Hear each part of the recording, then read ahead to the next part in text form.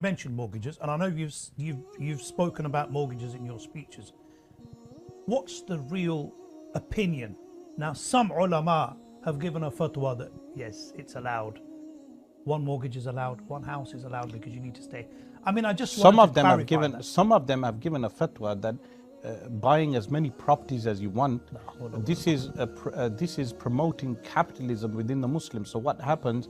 You have a Muslim tycoon who will buy multiple properties, and then what will he do? He will charge tenants extortionate amounts for their rent. This is not the way a Muslim should be, meaning pure capitalism. Migrants who come to the UK or to other countries, a Muslim landlord charging them extortionate rent, mistreating them. So this fatwa is a misguided fatwa. Riba is haram by ijma'. By ijma', it's qat'i in the Quran, meaning riba is haram. Allah subhanahu wa ta'ala has prohibited riba. So some people say, they quote a passage from the Hanafi books, La riba bayna harbiyin wa muslimin fi dar al-harb. Now this passage is mentioned in the Hanafi fiqh books, is referring to an active harbi. So these people then say England is Darul Harb, but they enter through a visa and passports, which is entails that we are musta'min, we are entering with what?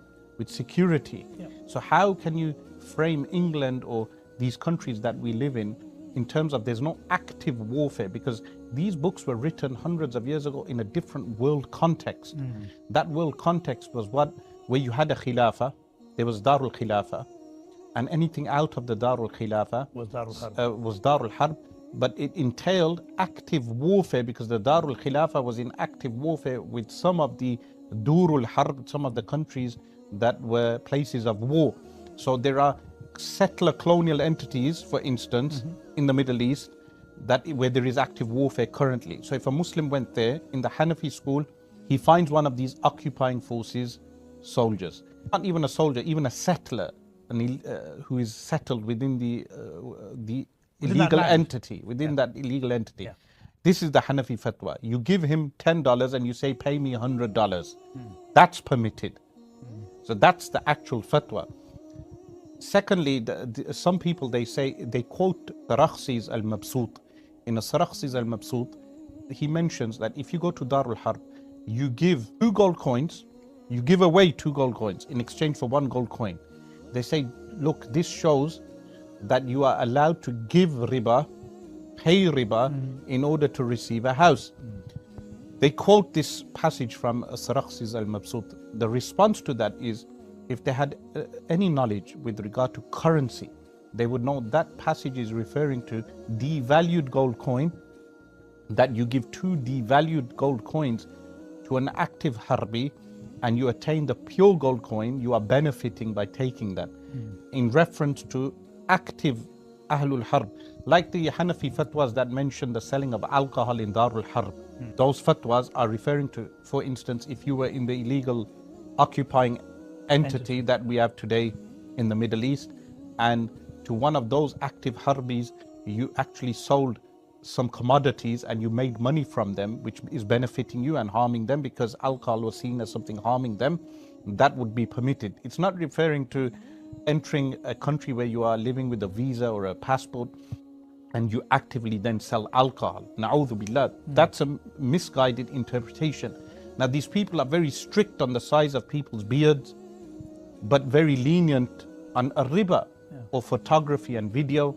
But they are lenient on riba, which makes no sense, because a riba is something clearly prohibited in the Quran and Sunnah. So those people who say that you're allowed and you are entitled to one property on riba, on a mortgage, that's based on a different reasoning. So that's based upon a darura or al-haja. Is there an actual darura? Well, if you have a council house, there is no darura. If you have land and property in Pakistan or another country, Bangladesh or wherever you come from originally, then there is no darura. So the darura is case specific. Darura would be Shaykh Abdullah Sirajuddin, rahimahullah, the most foremost hadith scholar of recent times and Hanafi jurist. He said darura here would be that if you were forced to live in a tent outside on the road. In this day and age, they have these homes, shelters. If you end up in a shelter and you need a home, then of course, and the darura is according to the size of the house also. So how can you have a palace that you pay through riba and then refer to that as a darura? That is not a darura, meaning a man has a palace, he pays through riba. So this proliferation of riba is one of the ashratu sa'a, which is undermined. In fact, I went to Malawi. When I went to Malawi, they asked me about riba and I said it's haram. And the chairman of the masjid commended me. He said, we have so many ulama coming from these various other countries. They've never told the Indian community that lives in Malawi that taking bank loans with interest is haram. They've never informed them of that. So not only does it apply to homes, but it applies to cars on lease and on finance, on all of this. I mean, as you mentioned, and rightly so, when you say that they are being tortured. Now, this is one of the forms of torture, that they are cornering you into a system, the Dajjalic system, as you mentioned rightly so in the book, and you've covered it today in the topic also, that people are being coerced into a corner of riba, of financial burden that's not, as you mentioned, darura. It's not a necessity, but it's because they want to be a part of that system, or they feel that they need to be a part of that system. They're being forced into it. So the Quran states, الَّذِينَ يَأْكُلُونَ الرِّبَى, those who consume riba, لَا يَقُومُونَ, they do not stand up, إِلَّا كَمَا يَقُومُ الَّذِي, except like the one who stands, يَتَخَبَّطُهُ الشَّيْطَانُ مِنَ الْمَسِّ, the one who is touched by shaitan. You go to the London Underground, you see how people 9 to 5, how their minds are affected in order just to pay off mortgages. These muftis who give this fatwa, they do not realize how damaging riba is.